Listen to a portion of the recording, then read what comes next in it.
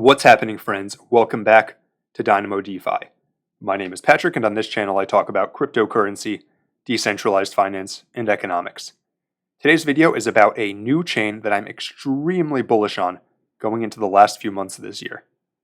And that chain is Moonriver. Moonriver is a parachain built on the Kusama network that is compatible with the Ethereum virtual machine. So in this video I'll explain a bit more about what that means, what is Kusama, what does Moonriver do, and how does it play into a few narratives, two different narratives, that I think are going to be extremely big over the next few months. Finally, I'll go through a couple ecosystem projects that I came across that some people on this channel might be interested in. With that, let's get into it. So the first thing you need to know a bit about if you're going to understand Moonriver is what Polkadot is. If you've been in cryptocurrency for a while, you're probably already familiar with Polkadot, but for those of you who might not be, really brief, high-level synopsis is that Polkadot was founded by Gavin Wood, who was one of the original founders of Ethereum and was also sort of the big technical brains behind Ethereum. He invented Solidity, which is the programming language used for contracts on Ethereum, as well as a number of other blockchains. And he left Ethereum a number of years ago to start Polkadot, which, if Ethereum's a layer 1 solution, you can think of Polkadot as a layer 0 solution, meaning that Polkadot is an interoperability and security layer, but then different purpose-specific layers called parachains would be built on top of Polkadot. And Polkadot has a limited number of chains, with the idea being that these might go to institutions or large, major established projects. And so that's Polkadot. And what does that have to do with all of this? Well, Kusama is what's known as the canary network for Polkadot. And I'll go through this quick graphic that the Polkadot wiki has to show the differences between them. So Polkadot has higher stability, higher security, more conservative upgrades, etc. Whereas Kusama is where new code deploys first for the chain. And it has fewer barriers to entry. So that's where a small project could more easily deploy. And some people refer to Kusama as the test net, but that's not exactly true. The term canary net is more accurate because Kusama, I've also heard it referred to as the people's chain, which I think is probably more accurate. You can see here that it's geared towards early stage startups, whereas Polkadot is geared more towards enterprise and business to business. So you could imagine something like a bank might run their chain on Polkadot, whereas a new fintech application, Web3 application, might run their chain on Kusama. And so that's the difference. And some projects will probably have chains on both, but that's the difference. And so Kusama is going to be sort of where a lot of the exciting actions for people who are looking for degen projects are. And so that's Kusama. And then Moonriver is a parachain that is already launched on Kusama. And what makes it special is that it has it's compatible with the Ethereum virtual machine, meaning that any project that's built on a chain like Ethereum or Binance Smart Chain or Avalanche C Chain can easily redeploy to Moonriver with minimal changes to their code. And there's already a few like Sushi and AutoFarm that are planning on deploying to Moonriver. And you can see they talk about some of the benefits of it on their website here. So it's early and experimental. They have their other chain, Moonbeam, will be a parachain on Polkadot, but Moonriver is sort of where things will deploy first, and it has a few months head start on Moonbeam, so I'm expecting it to get quite a large lead on Moonbeam. It's also community led. That's always nice. So community members will have a majority of MOVR tokens, giving them considerable control over the network. And then it's an independent network. So of course, Moonbeam changes to that network will launch first on Moonriver, but eventually it will go off in its own direction. And I think for people who are interested in yield farming, interested in new small DeFi projects, Moonriver is probably going to be the place to be. I'll certainly check out Moonbeam once it launches as well, but for now, I think Moonriver is probably the place you want to be. And they have some more details here that, for the sake of time, I won't go into all of them. But then, so if we look at here, we can see that sounds pretty appealing. Its rank is still over 200, So the rank on this project, it's actually relatively small for a layer 1 chain that's having major projects like Sushi deploy on it. And I guess maybe I should have done the video sooner. I was waiting for a dip, so now we're kind of in a bit of a dip. I was waiting for a dip this entire time up to do a video because I didn't want to encourage people to FOMO in, and then it just kept going up. So I apologize for that. I should have just gone ahead and made the video.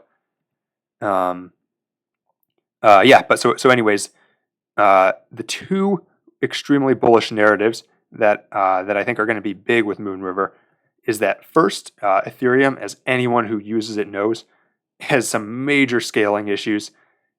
If you're using it for anything except for a large transaction, the fees are just absurd. A lot of times it's $100 or more to make a swap, and that's just completely ridiculous. Even if you're doing a couple $1,000s, that's still an insane fee in terms of percentages. And so a lot of people are going to be looking for competitors to Ethereum. They already are, and they're looking at Harmony One, they're looking at Avalanche, they're looking at Phantom. And so Moonriver plays into that narrative extremely well. Additionally, Polkadot parachains are finally launching sometime before the end of the year. There's an exact date, but I don't have it on hand. And that's easily one of the largest events in cryptocurrency this year. People have been anticipating this for years because Gavin Wood is such a giant in the space. So I think there's going to be a lot of attention on all things related to Polkadot when that happens. And that's going to include things that are built on Kusama, since that's the canary network for Polkadot.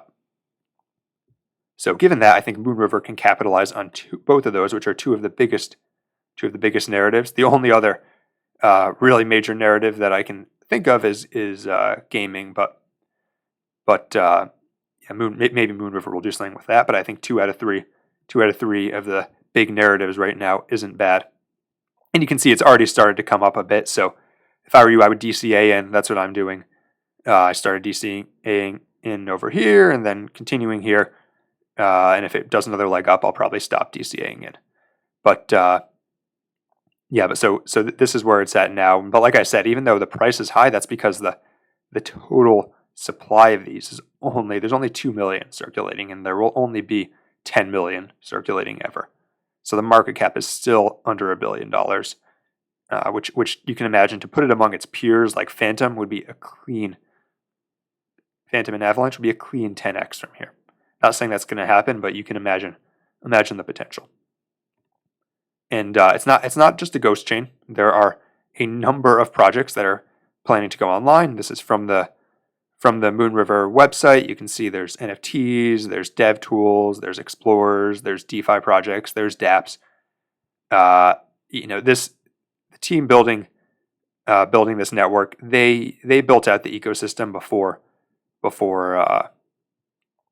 everything had even launched. So I'm expecting this to be pretty big. And so that is why I'm extremely bullish on Moonriver. And now I'll look at a couple projects that I came across that were built on there. And unfortunately, these started to run a bit before I was able to even invest myself. So be very careful investing in these. DCA in, like I always say, wait for a dip if you're comfortable waiting, or at least just DCA. But I think these are pretty cool. And like we saw with Trader Joe on Avalanche and Spirit Swap on Phantom, if Moonriver takes off, these DEXs are just going to do insane numbers. So it might be worth taking a look. First is Solarbeam. So it's a swap. It's a farm. You can farm their governance token. And they also will be a launchpad and a bridge.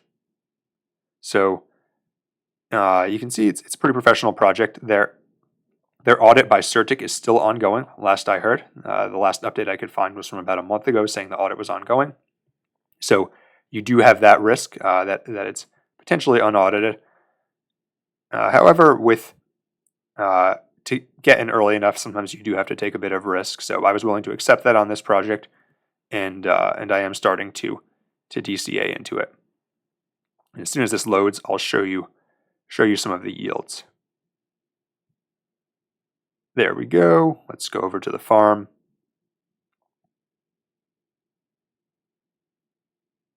So here you can see the yields. For example, Solar and MOVR, we're looking at 450%. USDC and MOVR, we're looking at 360%. So you don't even need to expose yourself to the farm token. 50% on stablecoins. That's pretty nice. So there's some very, very nice yields. You could potentially even farm this token without buying it directly, and earn some pretty nice yields on here. So big fan of this project. Like I said, as far as I can tell, the audit is not done yet. So be cautious in regards to that. But I do think it's already one of the largest projects on Moonriver. So if Moonriver does well, I think this project will do extremely well. Next project is Huckleberry Finance. So Huckleberry, with their Finn token, so named after the adventures of Huckleberry Finn, one of the greatest novels in American history, which is why they have a bit of their river theme and also plays into the Moonriver theme.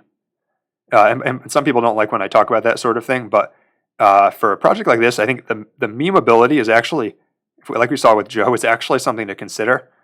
That was sort of the lesson I learned from Trader Joe, is that you do have to think about whether it's possible to meme a project, even a DeFi project like this.